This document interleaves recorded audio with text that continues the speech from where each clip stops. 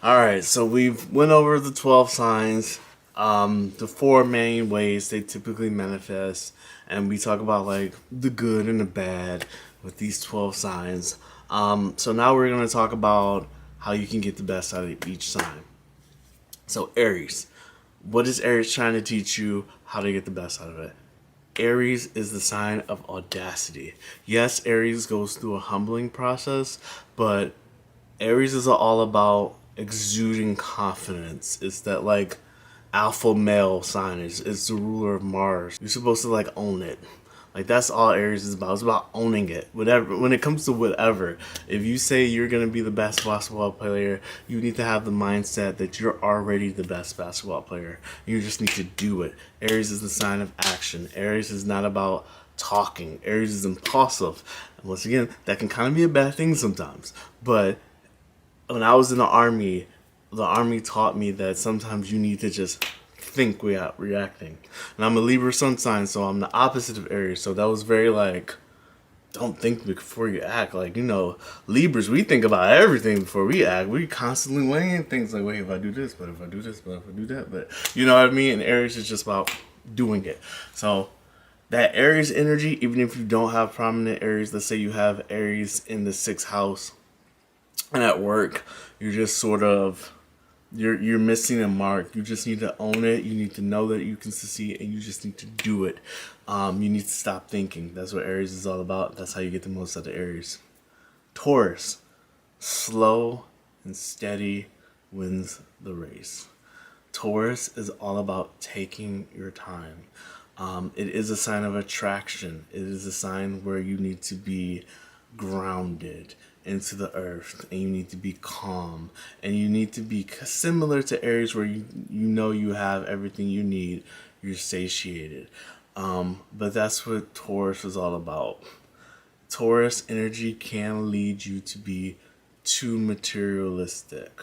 So you need to know how to kind of be healthy with it. You need to learn how to kind of let things go, let material items go. And you need to remind yourself that everything you need, you already have. Yeah, be grounded. I'm going to say that again, be grounded. Gemini energy. We're going to take a little bit from Taurus again. You need to be present. You need to be in the now. With the Gemini energy, you can say the same for the other air signs. It can be a very high anxiety place because it's like you're thinking too much. You're too in the future. It's like they saying when they say if you're living in the past, you're depressed. If you're living in the future, you're full of anxiety. That's kind of like what Gemini is about. You need to just be in the moment, and you need to take things day by day, second by second. Cancer. Let that shit go. Let that shit go. When it comes to Cancer, the wisdom behind Cancer is that there's a lot that your emotions can teach you, and you need to feel your feelings. However, sometimes Cancer feels a feeling, especially if they've been hurt by somebody they love, and they hang on to it. The second stage of Cancer is the Hydra. So the Hydra is this angry, vicious animal that you gotta shoot the right head to kill it, and that's kind of how Cancer anger is, and that's the power of Cancer too. A lot of people think Cancer is weak because they're emotional. Yeah, there are some weak Cancers, but Cancers are typically very powerful people, and y'all ain't ready for them, and they don't. Cancer is a sign that you won't see the volatile side right away, because like a lot of times they'll let it build and they'll explode. Once again, Hydra. So it's about feeling those emotions, but it's also about letting those emotions go.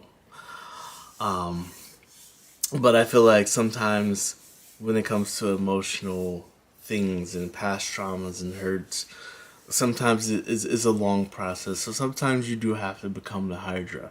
You just have to realize that this is not forever, and at some point you have to let this go. Yeah, so feeling your feelings and letting those feelings go. Leo. Leo is the first sign of love when it comes to astrology. It's about self love, but it's about loving other people as well. And it's about that I deserve it energy. It's about putting yourself first. It's about seeing the God that's within you. Leo deals with the sun, and the sun is the ego. And we're often taught not to be egotistical. In the Bible, it talks about how pride comes before the fall. And I think that's very true. But at the same time, it's about how the sun is a representation of God, but it's also the representation of you. And you need to realize that there's a little piece of that God within you. In the Vedic traditions, they talk about the Atman and the Brahma.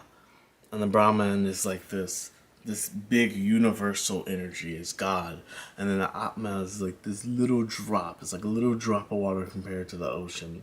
And that part of divinity is you. That's that Atman, that little drop of God. So you need to realize you have that little drop of God within you.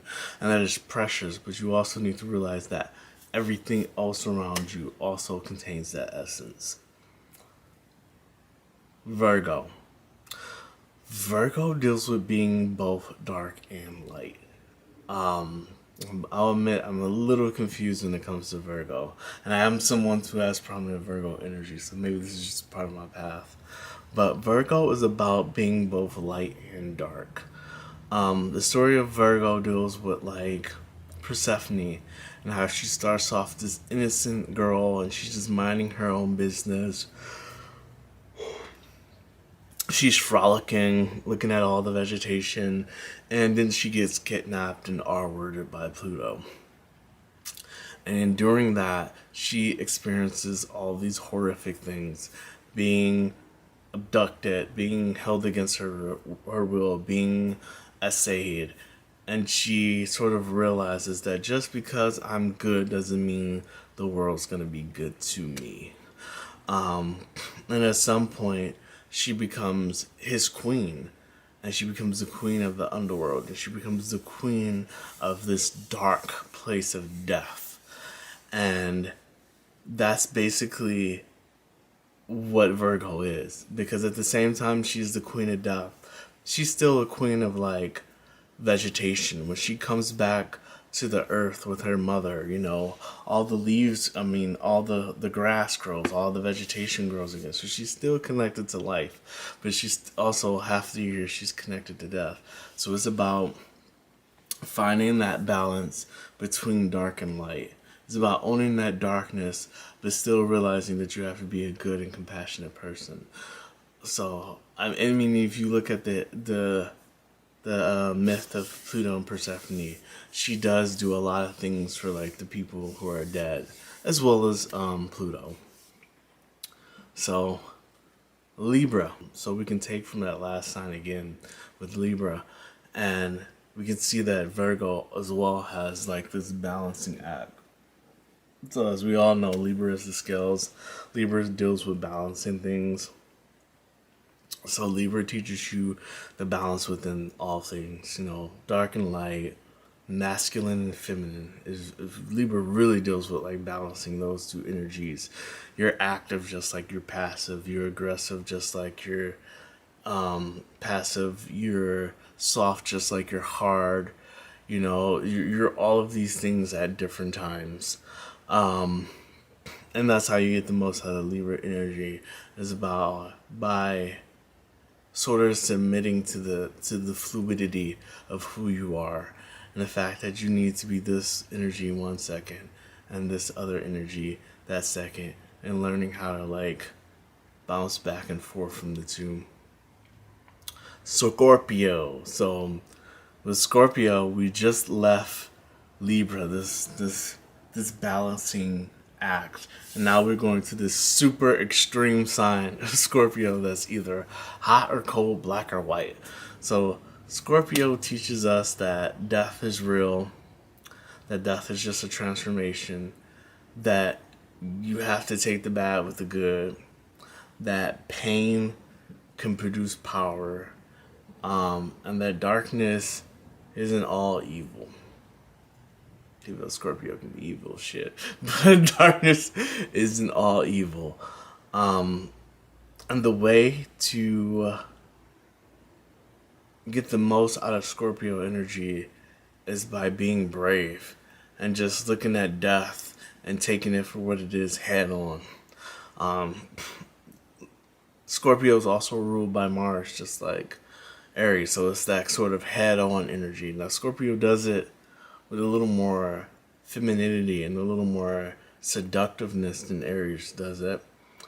But it's still kind of like the same thing. It's like you're looking at death and you're saying, I'm gonna take you head on, even though you are something dark and mysterious and painful, and I don't really have control over you. Sometimes I might have control over you, sometimes I might not have control over you. But that's how you get the most out of Scorpio. Sagittarius. Sagittarius is the luckiest sign of the zodiac. If you have prominent Sagittarius energy, you are so blessed. I want to talk about the life of Zeus or Jupiter really quickly, because Jupiter is the ruler of Sagittarius. And Zeus and Jupiter are pretty much the same being. I say they're pretty much the same being just because the two cultures intertwine heavily. Usually I wouldn't say that about two different deities from two different cultures, just because that's problematic. You often are like minimizing the things that makes them different. But if you look into their history and how they came to be, the king of kings, god of gods, is Saturn, his father, devoured all of his siblings because Saturn was told that one of his children was going to overthrow him just like he overthrew his father, Uranus. So Jupiter's mom hides him, and then years later he's allowed to grow as an adult, and then he tricks his father into killing himself, and then he assumes the role of God, of the King of Kings, God of Gods. So there's trickery in this story, which that just dawned onto me. I don't know why it dawned to me, because I have a Sagittarius moon, and I know how trickery we can be. And it's funny because we tend to be very honest and very in your face, but we do have like this kind of manipulative side that a lot of people don't realize because we're so bold, you know. But getting the most out of Sagittarius relies on just sheer dumb luck. It's just luck. Sagittarius is one of the signs that deals heavily with the aspect of God that you see in Abrahamic religion. So it's like that masculine patriarchal God. So some will say this is not being lucky, that this is being blessed. But no matter how you look at it, this is something that you didn't work for, that you just have. With Sagittarius, it's just relying on that positive external influence to guide you through. So I don't really have any practical tips when it comes to Sagittarius. Sagittarius is just about staying positive, really, because being negative can have an effect on your life. But even when you're negative as a Sagittarian, things just tend to kind of work out because you're lucky, you're blessed. Now, if you have like a lot of other aspects and stuff from other signs, because this can minimize this, but Sagittarius energy on its own, you're blessed, you're lucky. Own it, love it. Give the universe some thanks. Give God some thanks. Sagittarius is a sign of religion, so give God some thanks for, favoring you. The Christian Bible always talks about how certain people are favored. Sagittarius, your favorite. Yeah. Capricorn. So I mentioned in Taurus how you just have to appreciate what you have and how you have to be satiated and realize that you have everything you need already. That's the same thing in Capricorn. You have to just kind of be at peace with everything you have. A Capricorn is a sign that usually teaches you after a lot of pain, similar to Scorpio, that the material world is finite and is not really the main goal. At least for this sign, it's not the main goal. And it can be very hard for Capricorns to realize this because this is an earth sign. This is a very material sign. But I think for Capricorns, we tend to have this experience, this journey where we we we we base everything on our material success, our financial success, our career success, and then a lot of times we attain that after like selling ourselves to the devil and working ourselves halfway to death and putting that before everything else, that we end up really realizing that we're still empty, that this isn't the end all be all. Sorry, my camera overheated, but we're on Capricorn. So Capricorn, to wrap it up, realize that you have everything that you need, and that the material world isn't ultimately what matters for you. Aquarius, owning your own individuality while still being a part of a group. Aquarius is about loving your uniqueness and being rebellious, but not to a fault. I know a lot of Aquarius are rebellious to a fault. And I get it because like I used to be that way, and sometimes that energy just comes roaring out of you. But you need to learn how to be a part of a group. Aquarius is a sign that is most connected to humanity. So it's literally like being human. As a human being, we're a part of a culture, an ethnic group, a race, and then just humanity as a whole. But we're still like very unique. We have things about us that is completely unique to us. So it's like finding a balance between those two things. Pisces. So when it comes to Pisces, what Pisces is trying to teach you and how to get the most out of Pisces, Pisces is like Leo and Virgo put together, because it deals with the two fish going in opposite directions. So that deals with being good and evil, light and dark. You can even say masculine and feminine, just like Libra.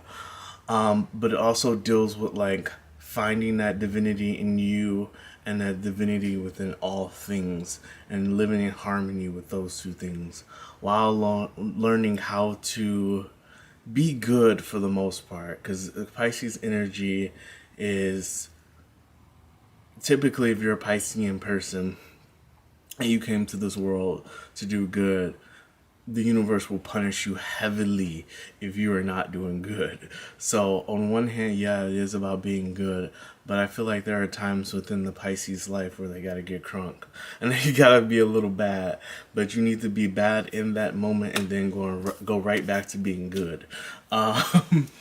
And Pisces is the sign that's most connected with the African race. The African race is the race of Pisces, and there's this he's this Congolese elder named Dr.